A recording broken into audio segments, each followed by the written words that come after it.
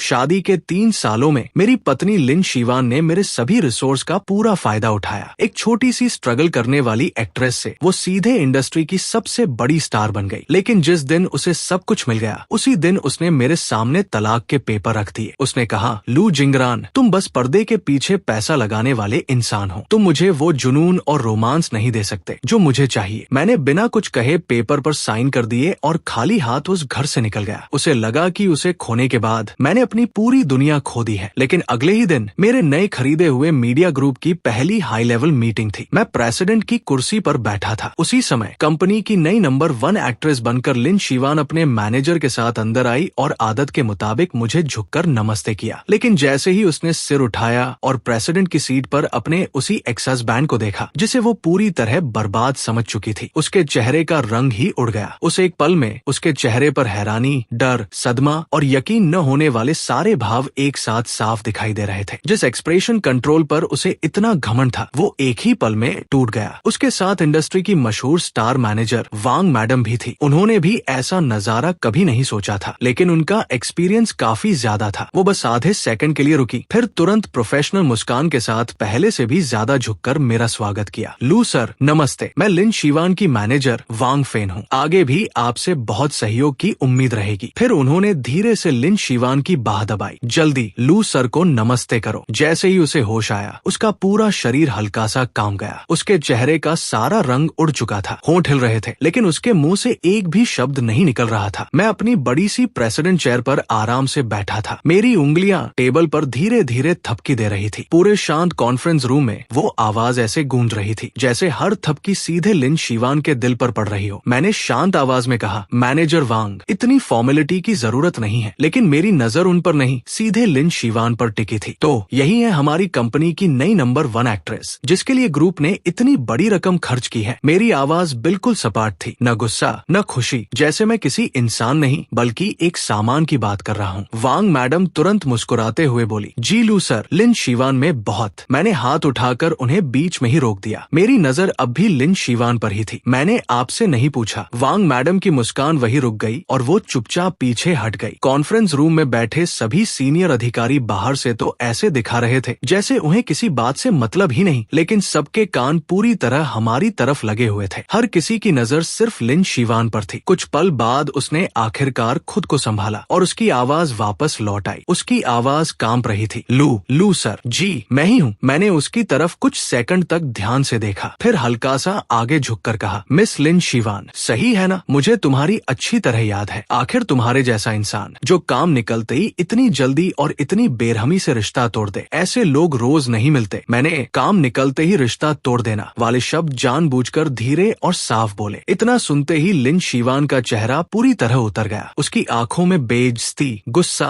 और डर तीनों साफ दिखाई दे रहे थे। कल तक वही लड़की मेरे सामने खुद को सबसे ऊपर समझ रही थी। उसने मुझसे कहा था कि अब हम दोनों एक ही दुनिया के लोग नहीं रहे, लेकिन आज वो मेरी कंपनी में एक कर्मचारी बनकर मेरे सामने खड़ी थी और मेरे हर सवाल का जवाब देने पर मजबूर थी। उसने गहरी सांस ली और खुद को संभालने की कोशिश की। लू सर, शायद आपके मन में कोई गलतफहमी है। शायद उसे लगा कि 3 साल के हमारे रिश्ते की वजह से मैं सबके सामने उसकी इज्जत रख लूंगा, लेकिन उसने मुझे बिल्कुल गलत समझा था। मैं हल्का सा हंसा। आवाज धीमी थी, लेकिन कॉन्फ्रेंस रूम में बैठे हर इंसान ने उसे साफ सुन लिया। गलतफहमी? मिस लिन शिवान, तुम्हारा मतलब किस गलतफहमी से है? इस बात से कि कल ही तुमने मुझसे तलाक लिया और आज मेरी ही कंपनी की आर्टिस्ट बनकर यहाँ खड़ी हो, या फिर इस बात से कि मेरे दिए हुए मौके, मेरे बना हुए रास्ते और मेरे कमाए हुए पैसों से तुमने अपने उस नए आशिक के लिए लग्जरी कार और बड़ा सा बंगला खरीदा? मेरी ये बात सुनते ही पूरे कॉन्फ्रेंस रूम में जैसे बम फट गया। हर कोई हैरानी से एक दूसरे का चेहरा देखने लगा। मेरी बात सुनते ही पूरे कॉन्फ्रेंस रूम में सन्नाटा छा गया। सभी सीनियर अधिकारी एक साथ गहरी सांस लेने लगे। अब उनकी नजर में सिर्फ हैरानी नहीं थी, बल्कि तिरस्कार और मजाक भी साफ दिखाई दे रहा था। लिन शिवान का शरीर बुरी तरह कांप गया। वो किसी तरह खुद को संभाल कर खड़ी थी। उसका सबसे बड़ा राज, जिसे वो सोचती थी कि मुझे कभी पता नहीं चलेगा, मैंने सबके सामने एक पल में खोल कर रख दिया। वो मुझे डर से देख रही थी। उसे पहली बार एहसास हुआ कि जिस इंसान को वो हमेशा पर्दे के पीछे रहने वाला कमजोर आदमी समझती थी, असल में उसे इतना आसान समझना उसकी सबसे बड़ी गलती थी। मैंने ऐसा कुछ नहीं किया। वो अभी भी कमजोर सी सफाई देने की कोशिश कर रही थी। नहीं किया, मैंने टेबल पर रखी एक फाइल उठाई और आराम से उसके पन्ने पलटने लगा। तुम्हारे नए आशिक का नाम शेन लांग है, सही? वेंचर कैपिटल की दुनिया का नया बड़ा नाम और तियानलांग कैपिटल का फाउंडर। 1 महीने पहले तुमने मुझसे छिपाकर हमारे जॉइंट अकाउंट से 2 करोड़ निकालकर उसके लिए कैश में एक रोल्स रॉयस फैंटम खरीदी और 15 दिन पहले तुमने मेरे नाम पर गारंटी देकर 3 करोड़ का लोन लिया और यूनजिन माउंटेन में उसके लिए एक आलीशान विला खरीद दिया। यहाँ तक कि उस घर के कागजों पर भी सिर्फ उसी का नाम है। मेरे हर शब्द के साथ लिन शीवान का चेहरा और भी सफेद पड़ता जा रहा था। आखिर में मैंने फाइल जोर से टेबल पर पटक दी। धड़ाम। मैं सीधा बैठ गया और ठंडी नजरों से उसे घूरते हुए बोला, लिन शीवान, अगर चाहो तो अभी ट्रांसफर रिकॉर्ड, कार की खरीद का कॉन्ट्रैक्ट और उस विला के सारे डॉक्यूमेंट बड़ी स्क्रीन पर दिखा देता हूँ ताकि यहाँ मौजूद हर इंसान उन्हें आराम से देख सके। पूरा कॉन्फ्रेंस रूम एकदम खामोश हो गया। पूरे कॉन्फ्रेंस रूम में ऐसा सन्नाटा छा गया कि किसी की सांसों की आवाज तक सुनाई नहीं दे रही थी। लिन शीवान वहीं खड़ी थी। ऐसा लग रहा था जैसे उसके शरीर से जान ही निकल गई हो। शायद उसने सपने में भी नहीं सोचा था कि मुझे सब कुछ पता है और मेरे पास हर बात का पक्का सबूत भी मौजूद है। 3 साल की इस शादी में मुझे लगा था कि मैं एक पत्थर जैसे दिल को भी बदल दूंगा, लेकिन आखिर में समझ आया वो पत्थर नहीं, जहर से भरी बर्फ थी जिसे मैं प्यार समझता रहा। वो सिर्फ उसके द्वारा रचा गया एक धोखा था और हर धोखे का सच एक दिन सामने आता ही है। आज तो बस उसकी शुरुआत थी। मैंने उसकी टूटी हुई हालत देखी, लेकिन मेरे दिल में अब जरा सी भी हमदर्दी नहीं बची थी, सिर्फ ठंडापन था। मैंने शांत आवाज में कहा, अब काम की बात करते हैं। आज से प्रेसिडेंट स्पेशल असिस्टेंट ऑफिस बनाया जाता है। मिस लिन शीवान, तुम मेरी पसंद, आदतों और रोजमर्रा की लाइफ को अच्छी तरह जानती हो, इसलिए आज से तुम मेरी फर्स्ट सेक्रेटरी रहोगी। मेरे पूरे दिन का शेड्यूल संभालोगी, मीटिंग्स अरेंज करोगी, चाय पानी का ध्यान रखोगी और मेरा ऑफिस भी साफ करोगी। जहाँ तक सैलरी की बात है, तुम्हें एक इंटर्न के बराबर महीने के सिर्फ 3,000 मिलेंगे। कोई दिक्कत है? ये सुनते ही लिन शीवान ने झटके से सिर उठाया। उसकी आंखों में बेइज्जती और गुस्सा साफ दिखाई दे रहा था। लू जिंगरान, तुम मेरे साथ ऐसा नहीं कर सकते। वो अपना आपा खोकर जोर से चिल्लाई। मैंने ठंडी नजर से उसकी तरफ देखा। पहली बात, कंपनी में मुझे लू सर कहोगी। दूसरी बात, तुमने हमारी कंपनी के साथ सबसे ऊंचे लेवल का S+ कॉन्ट्रैक्ट साइन किया है। अगर कॉन्ट्रैक्ट तोड़ा तो 5 करोड़ नहीं, पूरे 50 करोड़ का जुर्माना देना पड़ेगा। तुम चाहो तो ये काम मत करो, अभी इसी वक्त फाइनेंस डिपार्टमेंट जाओ, पूरे 50 करोड़ का कॉन्ट्रैक्ट ब्रेक अमाउंट भरो और फिर मेरी नजरों से हमेशा के लिए गायब हो जाओ। 50 करोड़, ये रकम सुनकर लिन शीवान के पैरों तले जमीन खिसक गई। उसे पता था कि कॉन्ट्रैक्ट की पेनल्टी बड़ी है, लेकिन इतनी बड़ी होगी ये उसने कभी नहीं सोचा था। असल में ये वही पिंजरा था जिसे मैंने उसके लिए पहले से तैयार किया था। अब उसे समझ आ चुका था कि जिस पल उसने मुझे धोखा देने का फैसला किया, उसी पल वो सब कुछ हार चुकी थी। मैं उसके चेहरे पर छाई बेबसी और निराशा को चुपचाप देख रहा था। दिल को एक अजीब सी तसल्ली मिल रही थी। मैंने ठंडी आवाज में कहा, क्या हुआ? मंजूर नहीं है? कोई बात नहीं, अभी लीगल डिपार्टमेंट को बुला लेता हूँ। वैसे भी टैक्स डिपार्टमेंट और बैंक से भी उस 5 करोड़ की रकम के बारे में बात करनी है जिसका कोई साफ हिसाब नहीं है। ये सुनते ही लिन शीवान की आखिरी हिम्मत भी टूट गई। उसका पूरा शरीर ढीला पड़ गया। वो अच्छी तरह जानती थी अगर ये मामला सरकारी विभागों तक पहुँच गया तो उसकी जिंदगी पूरी तरह बर्बाद हो जाएगी। कुछ पल चुप रहने के बाद उसने धीरे से कहा, मैं ये काम स्वीकार करती हूँ। मैंने बिना कोई भाव दिखाए कहा, ठीक है, जिसका मामला था वो खत्म हो गया, अब मीटिंग आगे बढ़ाते हैं। मीटिंग खत्म होने के बाद प्रेसिडेंट ऑफिस का दरवाजा मेरे पीछे बंद हो गया। दरवाजे के उस पार लिन शीवान की बेइज्जती और नफरत से भरी नजरें अब मुझ तक नहीं पहुंच सकती थी। मेरा प्रेसिडेंट ऑफिस करीब 200 वर्ग मीटर का था, सादा लेकिन बेहद आलीशान। और इस वक्त नई नई बनी फिल्म क्वीन लिन शीवान, जिसने लाखों के कपड़े पहन रखे थे, अपने हाथ में एक पोछा पकड़े घुटनों के बल फर्श साफ कर रही थी। काले ऑब्सीडियन जैसे चमकदार फर्श को वो एक एक कोना ध्यान से पोंछ रही थी। यही था मेरी फर्स्ट सेक्रेटरी बनने के बाद उसका पहला काम। मैं अपनी प्रेसिडेंट चेयर पर आराम से बैठा था। हाथ में सबसे बढ़िया दाहोंग पाव चाय थी और सामने का नजारा सच कहूँ तो देखने लायक था। लिन शीवान के लिए ये सब बिल्कुल नया था। उसने जिंदगी में कभी ऐसा काम नहीं किया था। उसने अपने महंगे कपड़ों का निचला हिस्सा ऊपर मोड़ रखा था, फिर भी वो हर हरकत बहुत संभल कर रही थी। जो हाथ कभी पियानो बजाते थे, आज वही हाथ धूल और गंदगी से भर चुके थे। उसके माथे से पसीने की बूंदें लगातार टपक रही थी। वो फर्श पर गिरती और अगले ही पल वो खुद उन्हें कपड़े से पोंछ देती। मैं जानता था वो सब कुछ चुपचाप सह रही थी, लेकिन उसकी आंखों में भरी नफरत साफ दिखाई दे रही थी। ऐसा लग रहा था जैसे मौका मिलते ही वो मुझे खत्म कर दे। कुछ देर बाद मैंने चाय का कप नीचे रखा। चाय ठंडी हो गई। मेरी बात सुनते ही उसका शरीर एक पल के लिए रुक गया। वो बिना कुछ बोले उठी और टी टेबल की तरफ चली गई। उसके हर कदम में दबा हुआ गुस्सा साफ महसूस हो रहा था। जल्दी जल्दी चाय डालते वक्त गर्म पानी उसके हाथ पर छलक गया। उसने दर्द दबा लिया और गर्म चाय लेकर मेरी टेबल तक आई। गुस्से की वजह से उसके हाथ हल्के हल्के कांप रहे थे, लेकिन मैंने कप लेने के बजाय उसकी तरफ देखते हुए कहा, लगता है तुम्हारी ज्वाइनिंग ट्रेनिंग ठीक से नहीं हुई। जब अपने बॉस को चाय देते हैं तो दोनों हाथों से कप पकड़ कर देते हैं, शरीर 45 डिग्री झुकाकर, चेहरे पर मुस्कान रखकर कहना होता है, लू सर आपकी चाय, चलो एक मुस्कान देकर दिखाओ। मेरी बात सुनते ही लिन शीवान का चेहरा गुस्से और बेइज्जती से लाल पड़ गया। ऐसा लग रहा था जैसे किसी ने सबके सामने उसे जोरदार थप्पड़ मार दिया हो। उसे मुझ पर मुस्कुराना पड़े, ये बात उसके लिए बिल्कुल नामुमकिन थी। उसने दांत भींचते हुए कहा, लू जिंगरान हद मत करो। आखिरकार वो खुद को रोक नहीं पाई। उसने धीमी लेकिन गुस्से से भरी आवाज में कहा, लू जिंगरान हद से ज्यादा मत बढ़ो। मैंने हल्का सा भौं उठाई। मेरी आवाज पहले से भी ठंडी हो गई। लगता है 50 करोड़ की पेनल्टी भी तुम्हें सबक नहीं सिखा पाई, या फिर तुम मेरे वकीलों से बात करना ज्यादा पसंद करोगी। ये सुनते ही लिन शीवान का शरीर फिर से जम गया। उसका सारा गुस्सा एक पल में ठंडा पड़ गया। उसने अपने होंठ इतनी जोर से भींच लिए कि उनसे खून निकलने ही वाला था। कुछ सेकंड बाद उसने बहुत मुश्किल से अपने चेहरे पर एक मुस्कान लाई, लेकिन वो मुस्कान कम और रोने जैसी ज्यादा लग रही थी। उसमें बेबसी, गुस्सा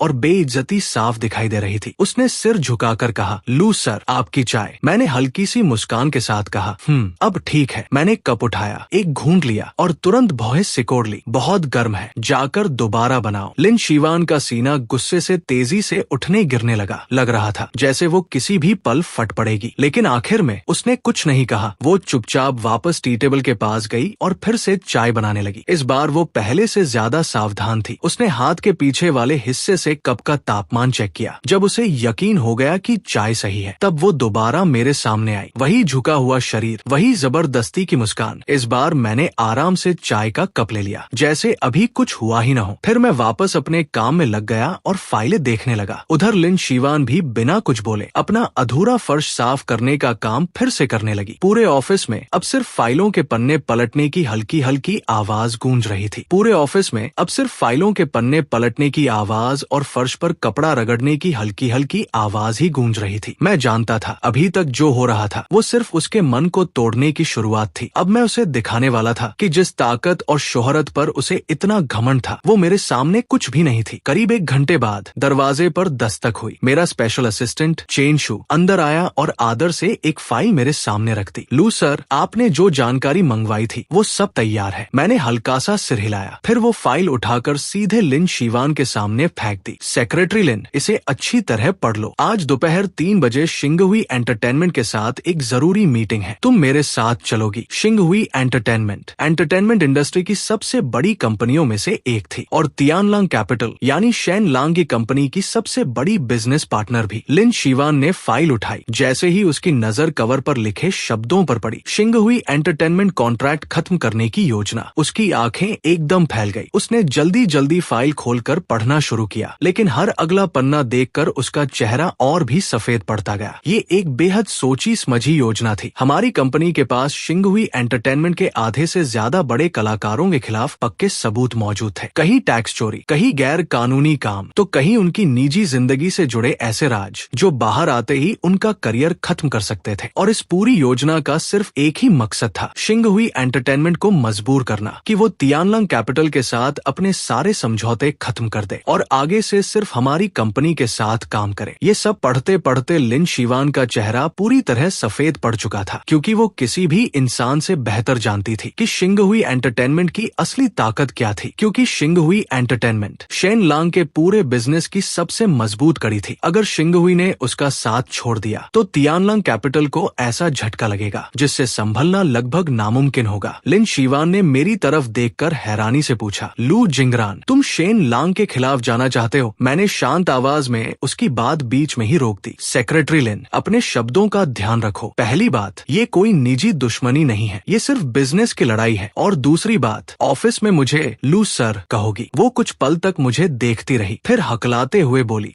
तुम आखिर हो कौन? मैं उसकी तरफ देखकर हल्का सा मुस्कुराया। ऐसा लग रहा था जैसे किसी मासूम बच्चे की बात सुन रहा हूँ। मेरे होठों पर तंज भरी मुस्कान आ गई। क्या तुम्हें सच में लगा कि पिछले 3 3 साल मैं सिर्फ घर पर खाना बनाता था और पर्दे के पीछे बैठा एक बेकार इन्वेस्टर था। तुमने सिर्फ वही देखा जो मैं तुम्हें दिखाना चाहता था, लेकिन जो तुम नहीं जानती, असल दुनिया वहीं से शुरू होती है। मैंने उसकी आंखों में देखते हुए कहा, तुम्हारी नजर में शेन लांग बहुत बड़ा इंसान होगा, लेकिन मेरी नजर में वो सिर्फ एक थोड़ा सा ताकतवर कीड़ा है। उसे खत्म करना मेरे लिए एक चींटी कुचलने से ज्यादा मुश्किल नहीं है। मेरी ये बातें सुनकर लिन शीवान की आखिरी उम्मीद भी टूट गई। उसे हमेशा लगता था कि मुझे छोड़कर उसने अपनी जिंदगी को और बेहतर बना लिया है। उसे विश्वास था कि उसने मुझसे कहीं ज्यादा काबिल इंसान को चुना है, लेकिन आज उसे पहली बार सच समझ आया। वो ऊपर नहीं बढ़ी थी, बल्कि सबसे ऊंची जगह छोड़कर खुद ही गहरी खाई में गिर गई थी। जिस शोहरत पर उसे इतना घमंड था, जिस रिश्ते को वो अटूट समझती थी, मेरे बिजनेस साम्राज्य के सामने उसकी कोई कीमत नहीं थी। सब कुछ कांच की तरह कमजोर था। वो बार बार सिर हिलाने लगी। नहीं, ये नहीं हो सकता आलांग, वो बोली। वो बहुत काबिल है, वो तुमसे कभी नहीं हारेगी। मैं बस हल्का सा मुस्कुराया और इंटरकॉम का बटन दबा दिया। चेंजू, लीगल टीम और पीआर टीम को बोलो प्लान तुरंत शुरू करें और फर्स्ट फाइनेंस मैगजीन के एडिटर को भी कॉल करो। मैं उनका इंटरव्यू देने के लिए तैयार हूँ। टॉपिक रहेगा वेंचर कैपिटल की दुनिया में कुछ नए अमीर कैसे नकली बुलबुला बनाते हैं और फिर वही बुलबुला कैसे फूट जाता है। मेरी बात सुनते ही लिन शीवान का शरीर कांप गया। वो वहीं जमीन पर बैठ गई। उसे समझ आ गया था कि अब मैं सच में एक्शन लेने वाला हूँ। और वो जो कभी खुद को पूरी दुनिया की मालकिन समझती थी, आज बस सब कुछ अपनी आंखों के सामने होते हुए देख सकती थी। वो कुछ भी नहीं कर सकती थी। उल्टा मेरी सेक्रेटरी होने की वजह से उसे अपने ही प्यार के खिलाफ उठने वाली तलवार मेरे हाथ में खुद देनी पड़ रही थी। दोपहर के 3 बजे हम दोनों ठीक समय पर स्टारशाइन एंटरटेनमेंट के हेड ऑफिस पहुंचे। मीटिंग रूम में कंपनी के मालिक मिस्टर ली पहले से मौजूद थे। वो मोटे ताजे मध्यम उम्र के आदमी थे। मुझे देखते ही वो बड़े गर्मजोशी से आगे आए। उनके चेहरे पर इतनी बड़ी मुस्कान थी कि जैसे कोई फूल खिल गया हो। अरे मिस्टर लू, आप खुद यहाँ आए, ये तो हमारे लिए बहुत बड़ी बात है। आपका स्वागत करके हमारी कंपनी की इज्जत और बढ़ गई। मैंने हल्की सी मुस्कान के साथ उनसे हाथ मिलाया। आप ज्यादा तारीफ कर रहे हैं मिस्टर ली। फिर मेरी नजर पूरे मीटिंग रूम पर घूमी और जैसा मैंने सोचा था, वहाँ शेन लांग भी मौजूद था। उसने महंगा अरमानी सूट पहन रखा था। उसके बाल बिल्कुल करीने से सेट थे और उसकी कलाई पर पहनी लग्जरी घड़ी रोशनी में चमक रही थी। उसकी पर्सनैलिटी काफी हैंडसम और कॉन्फिडेंट लग रही थी। उसे देखकर साफ पता चलता था कि वो एक कामयाब इंसान है। अब समझ आ रहा था कि लिन शीवान उस पर इतनी दीवानी क्यों थी। जैसे ही उसकी नजर मेरे पीछे खड़ी लिन शीवान पर पड़ी, उसके चेहरे पर पहले हैरानी आई, लेकिन अगले ही पल वो मुस्कुरा दिया। उसे अभी तक कुछ भी पता नहीं था। शायद उसे लगा कि लिन शीवान मेरी एक्स वाइफ बनकर उसकी मदद करने आई है। सच में वो कितना मासूम और कितना बेवकूफ था। शीवान, वो अपनी सीट से उठा और सीधे उसका हाथ पकड़ने के लिए आगे बढ़ा। तुम भी आ गई, मैंने तो कहा था ना घर पर आराम करना। लिन शीवान का पूरा शरीर कांप उठा। उसने बिना सोचे तुरंत उसका हाथ छूने से बचा लिया। उसका चेहरा बिल्कुल सफेद पड़ चुका था। वो सिर झुकाकर खड़ी रही और शेन लांग की आंखों में देखने की भी हिम्मत नहीं कर पाई। शेन लांग ने हल्का सा भौहें सिकोड़ ली, लेकिन अगले ही पल उसने फिर से अपने चेहरे पर मुस्कान ला दी। वो मेरी तरफ मुड़ा। उसकी मुस्कान अब भी शांत थी, लेकिन उसमें हल्की सी चुनौती छिपी हुई थी। मिस्टर लू, आपके बारे में बहुत सुना है। मैं तियानलांग कैपिटल का शेन लांग हूँ, मैंने शांत आवाज में कहा। मैं तुम्हें जानता हूँ। ये कहते हुए मैं अपनी कुर्सी पर बैठ गया। आखिर पूरे इंडस्ट्री में तुम ही वो इकलौते नौजवान हो जिसके लिए मेरी पत्नी ने 50 मिलियन युआन का प्राइवेट पैसा इन्वेस्ट किया था। मैंने पत्नी शब्द पर खास जोर दिया। ये सुनते ही शेन लांग की मुस्कान एक पल के लिए जम गई। वहीं मिस्टर ली ने माहौल संभालने की कोशिश की। हाँ, मिस्टर लू, आप भी मजाक कमाल का करते हैं। आइए आइए, सब लोग बैठते हैं। आज 2 बड़े बिजनेस लीडर एक साथ बैठकर पार्टनरशिप की बात करने वाले हैं। पार्टनरशिप? मैं हल्का सा हंसा और कॉन्ट्रैक्ट खत्म करने वाली फाइल उठाकर सीधे टेबल के बीच में फेंक दी। मिस्टर ली, लगता है आपको गलतफहमी हो गई है। मैं आज यहाँ पार्टनरशिप की बात करने नहीं आया, मैं यहाँ कॉन्ट्रैक्ट खत्म करने आया हूँ। मेरी बात सुनते ही मिस्टर ली और शेन लांग दोनों के चेहरे का रंग उड़ गया। मिस्टर ली ने तुरंत फाइल उठाई। सिर्फ 2 पेज पढ़ते ही उनके माथे पर पसीने की बूंदें आ गई। शेन लांग ने भी फाइल देखी। अगले ही पल उसका चेहरा पूरी तरह सख्त हो गया। लू जिनरान, इसका क्या मतलब है? इतने गिरे हुए तरीके अपनाकर मेरे बिजनेस पार्टनर को धमका रहे हो? तुम्हें शर्म नहीं आती? मैं आराम से कुर्सी पर टिक गया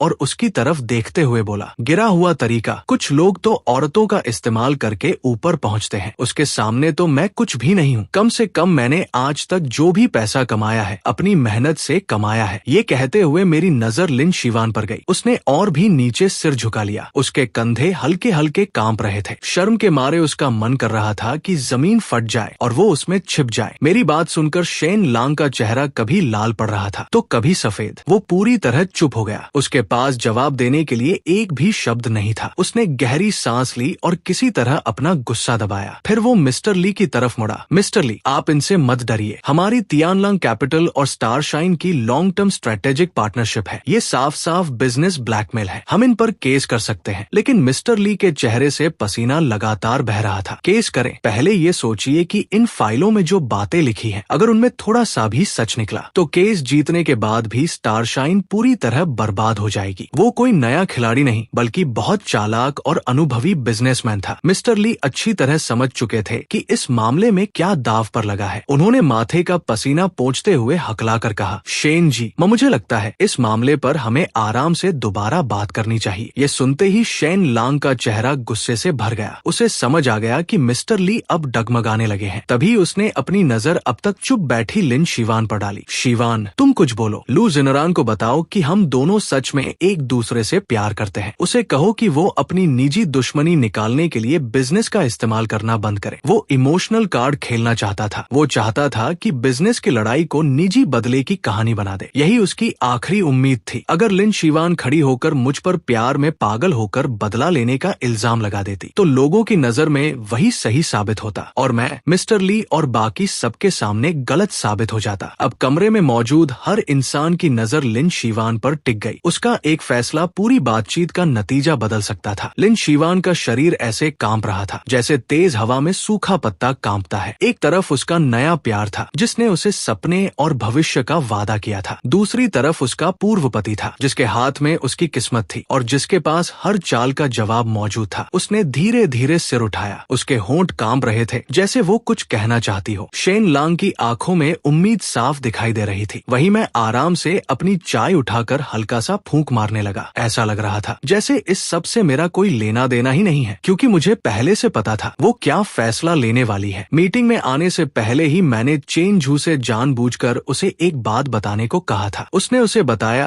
कि उसके नए प्यार के लिए खरीदी गई रोल्स रॉयस की खरीदारी के कॉन्ट्रैक्ट में एक खास शर्त भी जोड़ी गई थी। अगर 6 महीने के अंदर लोन का पैसा पूरा नहीं चुकाया गया तो गारंटर होने की वजह से मैं अपनी गारंटी तुरंत वापस ले सकता था। उसके बाद गाड़ी के मालिक यानी शेन लांग को पूरी रकम एक साथ चुकानी पड़ती, वरना रोल्स रॉयस तुरंत जब्त कर ली जाती। और जिस आलीशान विला के लिए मेरे नाम पर बैंक गारंटी ली गई थी उसे भी मैं सिर्फ एक फोन करके कभी भी रुकवा सकता था। इतने करोड़ों का कर्ज आखिर शेन लांग चुकाता कैसे? जैसा मैंने सोचा था। सबकी नजरें अपने ऊपर महसूस करते हुए लिन शीवान ने गहरी सांस ली और धीरे धीरे खड़ी हो गई। लेकिन वो शेन लांग के पास नहीं गई। वो सीधे मेरे पीछे आकर खड़ी हो गई। बिल्कुल एक असली सेक्रेटरी की तरह उसने मेरा चाय का कप उठाया और उसमें दोबारा चाय भर दी। फिर उसने शांत आवाज में कहा, मिस्टर शेन, कृपया अपने शब्दों का ध्यान रखिए। मैं मिस्टर लू की सेक्रेटरी हूँ। मिस्टर लू का हर बिजनेस फैसला पूरी तरह प्रोफेशनल होता है। उसका किसी भी निजी रिश्ते से कोई लेना देना नहीं है। कृपया झूठी बातें फैलाकर मिस्टर लू और हमारी कंपनी की बदनामी मत कीजिए, वरना हम आपके खिलाफ कानूनी कार्रवाई करने का पूरा अधिकार रखते हैं। उसकी ये बातें शेन लांग के चेहरे पर पड़े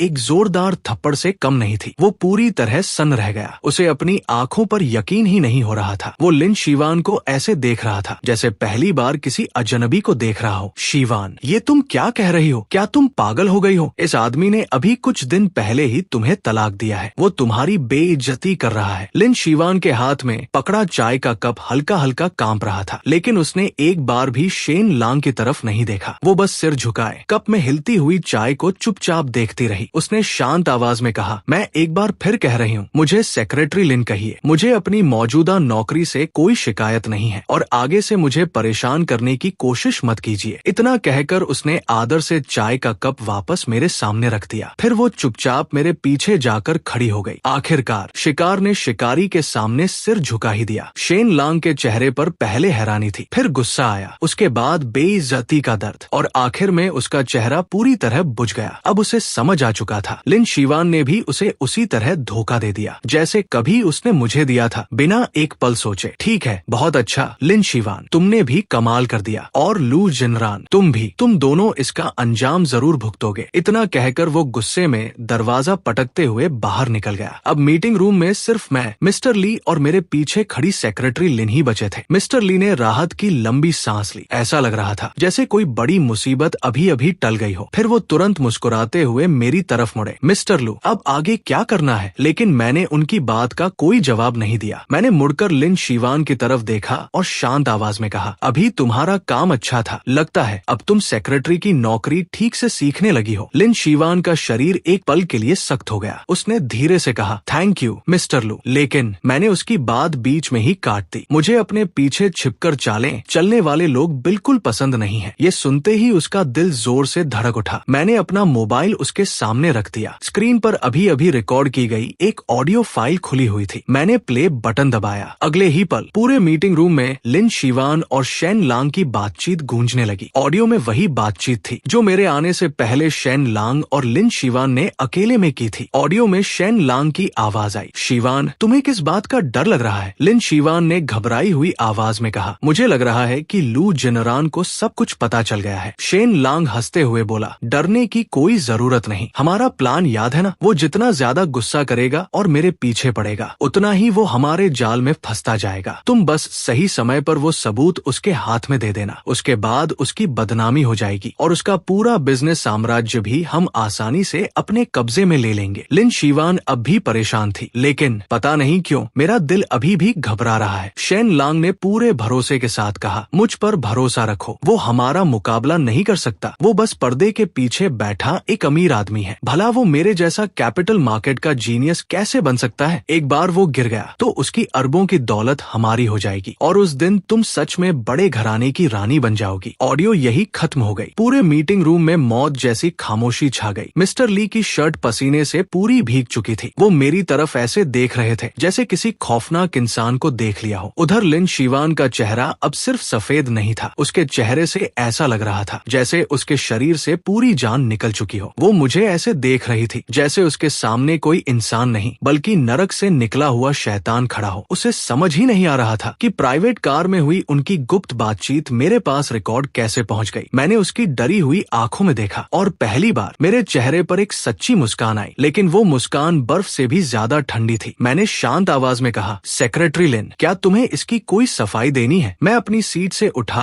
और उसके सामने जाकर खड़ा हो गया। फिर उसकी आंखों में देखते हुए बोला, जो रोल्स रॉयस तुमने शेन लांग को गिफ्ट की थी, उसका पूरा सिस्टम, चाहे ऑडियो हो या जीपीएस, सब मैंने अपने लोगों से पहले ही मॉडिफाई करवाया था। जो चीज मैं किसी को देता हूँ उसमें कुछ सीक्रेट बैकडोर लगाए बिना कैसे निश्चिंत रह सकता हूँ? तुम्हें भी यही सही लगता है ना? ये सुनते ही लिन शीवान का आखिरी सहारा भी टूट गया। उसे लगता था कि उसने मेरे और शेन लांग के बीच सही चुनाव किया है। उसे भरोसा था कि अभी की बेइज्जती सिर्फ एक नाटक है। वो सही समय का इंतजार कर रही थी ताकि आखिर में पलटवार कर सके। उसे लगता था कि शिकारी वही है और मैं उसका सबसे बड़ा शिकार हूँ। लेकिन उसे क्या पता, शुरुआत से आखिर तक वो खुद मेरी बिछाई हुई जाल में फंसी एक तितली से ज्यादा कुछ नहीं थी। उसकी हर चाल, हर कोशिश और हर फैसला पहले से मेरी गिनती में शामिल था, जहाँ तक उसके उस आखिरी सबूत की बात थी जिससे वो और शेन लांग मुझे बर्बाद करना चाहते थे। मैं तो बेसब्री से उस पल का इंतजार कर रहा था जब वो अपने ही हाथों से वही सबूत मुझे सौंपेगी। उस वक्त उसके चेहरे का रंग देखने लायक होगा। कंपनी लौटने के बाद लिन शीवान बिल्कुल टूटी हुई लग रही थी। ऐसा लग रहा था जैसे उसके शरीर से सारी हिम्मत और ताकत निकल चुकी हो। वो ना मेरी तरफ देखने की हिम्मत कर रही थी और ना ही जोर से सांस लेने की। उसकी आंखों में पहले जो नफरत और जिद थी, अब उसकी जगह सिर्फ डर बचा था। मुझे पूरा यकीन था कि इस वक्त उसके दिमाग में बस एक ही सवाल घूम रहा होगा, आखिर गलती कहाँ हुई? जो प्लान उसे और शेन लांग को बिल्कुल परफेक्ट लगता था, वो मेरे सामने इतना आसान और मजाक जैसा कैसे बन गया? शाम के ठीक 5 बजे शाम होने वाली थी और ऑफिस की छुट्टी का समय करीब आ गया था। तभी मेरे इंटरकॉम पर चेन झू का फोन आया। मिस्टर लू, शेन लांग नीचे ऑफिस के बाहर खड़ा है। वो आपसे मिलना चाहता है, लेकिन सिक्योरिटी ने उसे रोक रखा है। उसे ऊपर भेज दो। लेकिन सर, वो बहुत गुस्से में है। मुझे डर है कि कोई बात नहीं, उसे ऊपर आने दो। और हाँ, जब वो अंदर आने की कोशिश करे, उसकी पूरी वीडियो रिकॉर्ड करना, अलग अलग एंगल से रिकॉर्ड करना। फोन रखते ही मेरी नजर कमरे के कोने में खड़ी लिन शीवान पर गई। वो डरी हुई चिड़िया की तरह सहमी खड़ी थी। मैंने शांत आवाज में कहा, जाओ 2 कप कॉफी बना कर लाओ, एक मेरे लिए और दूसरी तुम्हारे प्यारे आलांग के लिए। ये सुनते ही उसका पूरा शरीर कांप उठा। उसने सिर उठाकर मेरी तरफ देखा। उसकी आंखों में साफ साफ विनती दिखाई दे रही थी। वो शेन लांग से मिलना नहीं चाहती थी, खासकर अब जब उनका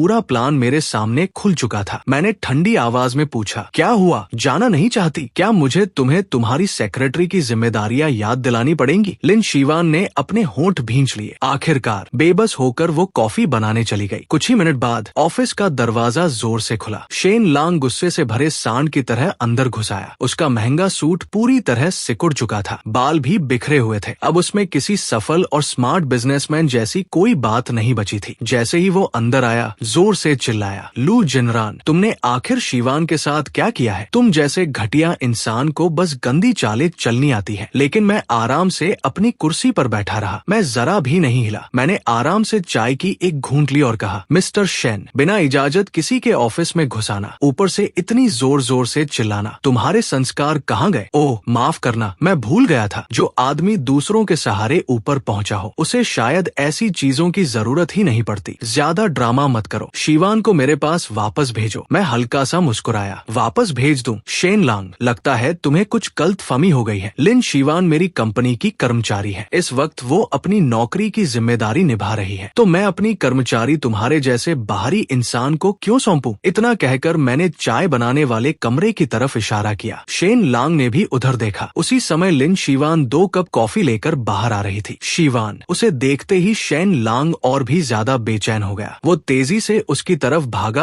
और उसका हाथ पकड़ने की कोशिश की। लिन शीवान डर के मारे चीख पड़ी। वो तुरंत पीछे हटी। उसके हाथ से कॉफी की ट्रे फिसल गई। दोनों कपों की उबलती हुई कॉफी सीधे शेन लांग के महंगे अरमानी सूट पर जा गिरी। गर्म कॉफी से जलते ही वो दर्द से चिल्ला उठा और पीछे उछल गया। कुछ ही सेकंड में उसका महंगा सूट गहरे भूरे कॉफी के दागों से भर गया। सॉरी आलांग, मैंने जानबूझकर नहीं किया। लिन शीवान घबराकर माफी मांगने लगी, लेकिन उसकी आंखों में प्यार नहीं, सिर्फ डर और दूरी दिखाई दे रही थी। शेन लांग ने पहले उसकी तरफ देखा, फिर मेरी तरफ, जो अब भी आराम से अपनी कुर्सी पर बैठा था। उसी पल उसे सब कुछ समझ आ गया। उसके चेहरे पर एक कड़वी मुस्कान आ गई। बहुत बढ़िया लू जिनरान, मानना पड़ेगा, तुमने कमाल कर दिया। फिर उसने लिन शीवान की तरफ देखा, और तुम भी, पैसों के लिए तुम सच में किसी भी हद तक गिर सकती हो। ये सुनते ही लिन शीवान का चेहरा पूरी तरह सफेद पड़ गया। उसके होंठ कांप रहे थे, लेकिन उसके मुंह से एक शब्द भी नहीं निकला। अब शेन लांग का दिल पूरी तरह टूट चुका था। उसने दोबारा लिन शीवान की तरफ नहीं देखा, वो सीधे मेरी तरफ मुड़ गया। अब शेन लांग की आंखों में सिर्फ नफरत ही नजर आ रही थी। उसने गुस्से से मुझे घूरते हुए कहा, लू जिनरान, ज्यादा खुश मत हो। क्या तुम्हें लगता है कि तुम जीत गए हो? मैं बता देता हूँ, तुम्हारा खेल अब खत्म हो चुका है। इतना कहकर उसने अपनी जेब से एक काला USB ड्राइव निकाला और जोर से मेरी टेबल पर फेंक दिया। इसे खोल कर देखो, पता चल जाएगा इसके अंदर क्या है। इसमें तुम्हारे इतने सालों के टैक्स चोरी, इनसाइडर ट्रेडिंग और नेताओं के साथ मिलकर किए गए सारे गैर कानूनी कामों के सबूत है। मैं इसकी कई कॉपी पहले ही बना चुका हूँ। बस मेरे एक इशारे की देर है। तुम्हारी पूरी इज्जत मिट्टी में मिल जाएगी और अपनी बाकी जिंदगी जेल में बिताओगे। आखिरकार उसने अपना आखिरी तुरुप का पत्ता मेरे सामने रख ही दिया। मैंने उस USB ड्राइव की तरफ बस एक नजर डाली। मेरे चेहरे पर हल्की सी मुस्कान उभर आई, लेकिन पास खड़ी लिन शीवान का चेहरा पूरी तरह बदल गया। USB ड्राइव को देखते ही उसकी आंखें फैल गई। उसके चेहरे पर डर, उम्मीद और पागलपन तीनों एक साथ दिखाई दे रहे थे। उसे पता था यही उसके और शेन लांग के पास बचा हुआ आखिरी मौका था। अगर इस USB में मौजूद सबूत सच निकले और मैं गिर गया, तो वो इस डरावनी जिंदगी से हमेशा के लिए आजाद हो सकती थी। वो लगातार मेरे चेहरे को देख रही थी। शायद उसे उम्मीद थी कि मेरे चेहरे पर डर या घबराहट की एक झलक दिखाई देगी, लेकिन उसे सिर्फ निराशा ही मिली। मैंने मुस्कुराते हुए पूछा, अच्छा सच में तुम्हें पूरा यकीन है कि इस USB में जो कुछ है उससे मुझे गिराया जा सकता है? शेन लांग जोर से बोला, बिल्कुल। क्या तुम्हें पता भी है ये सबूत जुटाने में हमने कितनी मेहनत की है? लू जिनरान, अब तुम्हारा अंत तय है। अगर अभी भी बचना चाहते हो तो यहीं इसी वक्त मेरे सामने घुटनों पर बैठकर मुझसे भीख मांगो। अगर अपनी जान बचानी है तो ये सारी जानकारी मुझे वापस दो और अपनी कंपनी के आधे शेयर भी मेरे नाम कर दो, तब शायद मैं तुम्हें छोड़ने के बारे में सोचूं। इतना कहते हुए शेन लांग के चेहरे पर पागलों जैसी खुशी साफ दिखाई दे रही थी। शायद उसे लग रहा था कि अगले ही पल मैं उसके सामने घुटनों पर गिरकर माफी मांगूंगा, लेकिन मैंने बस सिर हिलाया और हल्की सी सांस लेकर कहा, बेवकूफ, सच में तुम अपनी बेवकूफी की सारी हदें पार कर चुके हो। मैंने तुरंत इंटरकॉम उठाया, चेंजू लीगल डिपार्टमेंट से वकील झांग और सिक्योरिटी टीम को तुरंत मेरे ऑफिस भेजो। यहाँ एक मिस्टर शेन है, इन पर बिजनेस ब्लैकमेल और झूठे आरोप लगाने का मामला बनता है। ये सुनते ही शेन लांग के चेहरे की मुस्कान गायब हो गई। गई। वो घबराकर बोला, तुम पुलिस बुलाने की हिम्मत करोगे? मैंने शांत आवाज में जवाब दिया, क्यों नहीं करूंगा? एक नकली सबूतों से भरी यूएसबी लेकर तुम मेरी अरबों की कंपनी के आधे शेयर मांग रहे हो। शेन लांग, आखिर तुम्हें इतनी बड़ी गलतफहमी किसने दे दी? क्या नकली सबूत? शेन लांग ऐसे चिल्लाया जैसे किसी ने उसकी पूंछ पर पैर रख दिया हो। ये नहीं हो सकता, ये सब बिल्कुल असली है। ये तो शिवान खुद तुम्हारे स्टडी रूम के लॉकर से निकाल कर लाई थी। घबराहट में उसने खुद ही पूरा सच उगल दिया। ये सुनते ही लिन शिवान का पूरा शरीर कांप उठा। उसका चेहरा पल भर में बिल्कुल सफेद पड़ गया। तभी मैंने पहली बार उसकी तरफ सीधे देखा। मेरी आंखों में गुस्से से ज्यादा निराशा और दया थी। मैंने धीमी आवाज में कहा, लिन शिवान, इतना सब होने के बाद भी क्या तुम्हें अब तक समझ नहीं आया